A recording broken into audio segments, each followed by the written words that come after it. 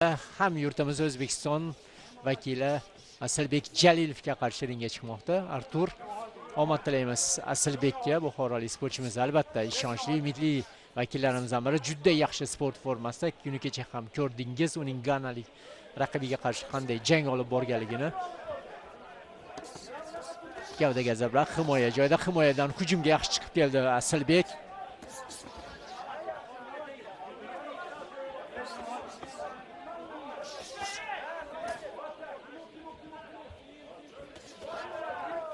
Zarbani o'tkazishga muvaffaq bo'ldi.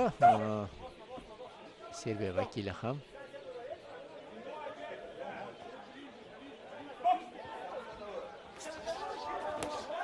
Qanday chiroyli tarzda kutib olmoqda Asilbek. Demak, murabbiylar tomonidan mana shunday katta bosim ostida harakat qilish, bosim uyushtirish vazifasi yuklangan serbiyalik sportchiga ko'ryapsiz, oldinga faqat oldinga intilayapti. Masofada ushlash Asilbekning vazifasi bo'ladi. Zarbalar orqali uni to'xtatib, so'ng ring bo'ylab aylanib yurish imkoniyati bor. Gavdaga seriyalarni ijro etishga muvaffaq bo'ldi serbiyalik sportchi.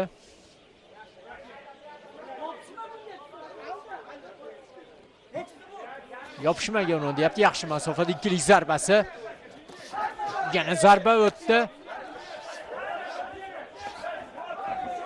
Albatta mana shu bosim orqali ochiq jangga olib kirish istagida Artur.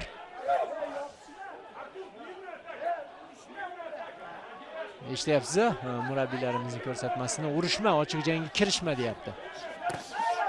Zo'r zarba, yana bir hujum. To'g'ri qilyapti. Mana zarba bergandan so'ng klinchga kirib olyapti. Kerak bu ham. Yaxshi ikkilik zarbasi. Pasdan zarba, uppercut va klinch.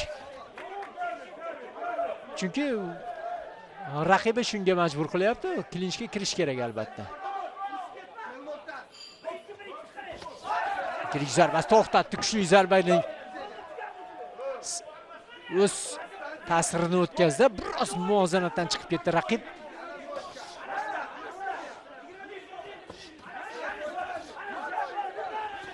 Raqib to'xtadi.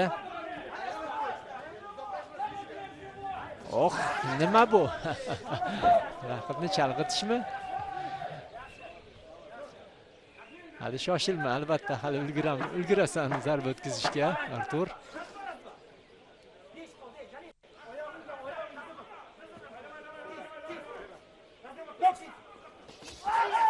Chiroyli zarbalar.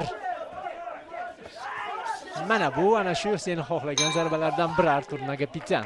Bekka g'alabani bergan, ikki nafar esa aksincha ikkinchi tomonga bergan. Adashmasam Armanistonlik mutaxassis ham menimcha kelib chiqishi aynan Arturning kelib chiqishi Armanistondan bo'lishi kerak va yon hakamlarning biri adashmasa Armanistondan edi. Tabassum bilan javob bermoqda Asilbek. Bu esa qiziq holatlarni oldindan ko'rishimizga ishonch bildiryapti. Seriyalar yaxshi masofada chiroyli tarzda ushladi.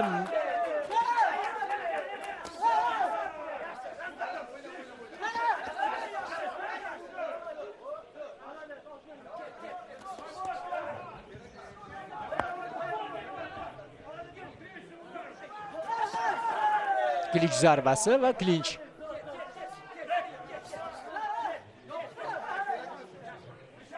Mana endi Asilbekning o'zi hujumga ham o'tyapti.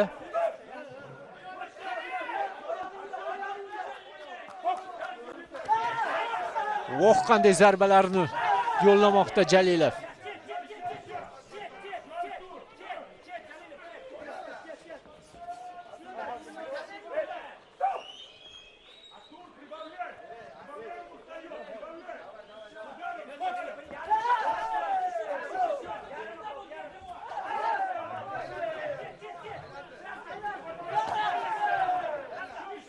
Murabbiylarimiz tinimsiz ana shu zarba bergandan so'ng ketishini, ana shu nuqtadan ketishini so'rashmoqda. Biroq Asilbekka ana shu raqibining hujumlari yoqmadi menimcha.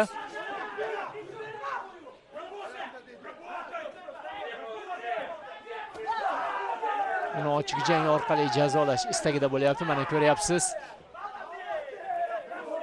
Yakkalik aniq kuchli zarbalari orqali uni ortga chekintirmoqda.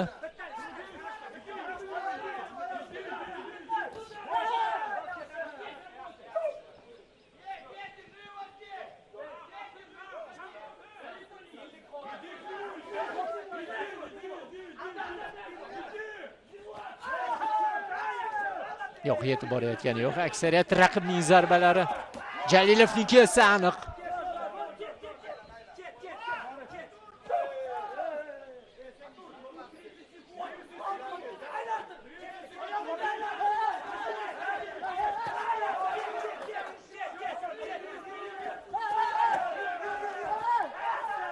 Zarba o'tkazdi-yu, lekin o'zi ham javob berdi.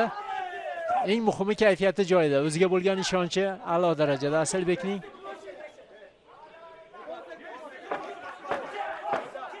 Ikkinchi raundning so'nggi soniyalariga ham yetib keldik. Yaxshi ikkilik zarbasi. Takror ajoyib. Juda chiroyli chiqib ketdi. Gavda bilan ishlab degan majbur bo'ldi. Aniqrog'i tortib oldi sportchimiz. Yaxshi seriya, kombinatsiya.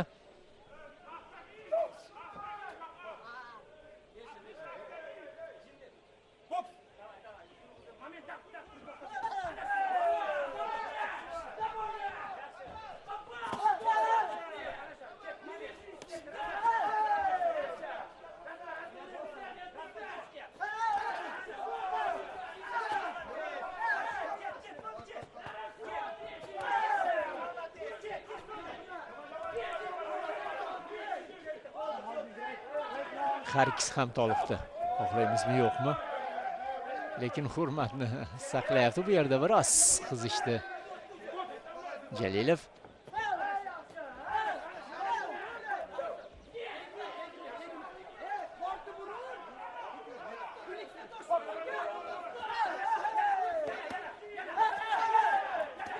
Chaqirib zarbalar berishini so'rayapti. Chunki o'zi kelyapti bu yerda. Armaniston vakili. Asli Serbiya vakili, asli Rossiyada tug'ilgan ekan bu sportchi.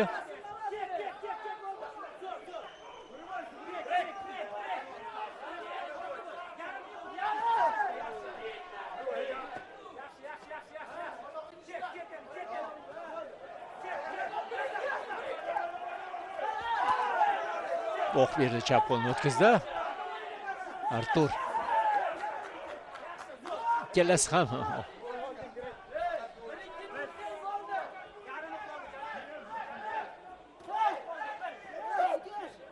juda katta kuch sarflashi bu yerda ushlab olyapti Artur.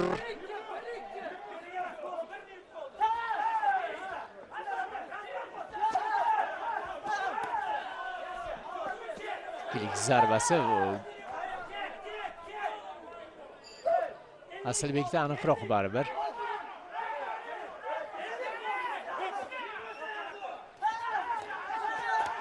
Gavdaga yana klinch, barchasi to'g'ri bajarilyapti. O'ng qo'lni qanday o'tkazmoqda.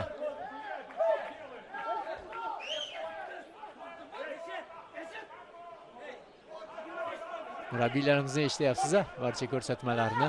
Izohga hojat yo'q albatta bu yerda. Chunki yutayapti, ortiqcha ochiq jangga kirish kerak emas. Zarbalardan keyin mana bu kabi klinchlar juda ham muhim. Faqatgina qoida doirasida. So'nggi soniyalar. Yaxshi kutib olyapti mana yakkalik zarbasi. Navbatdagisi yana bir urinish.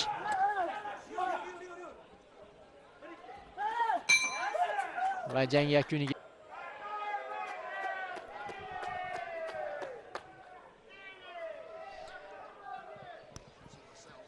Ladies and gentlemen, the winner of this contest via split decision and heading into our semi-finals in the red corner, Asalbek Jalilovning g'alabasi albatta 4-1 hisobida Rossiyalik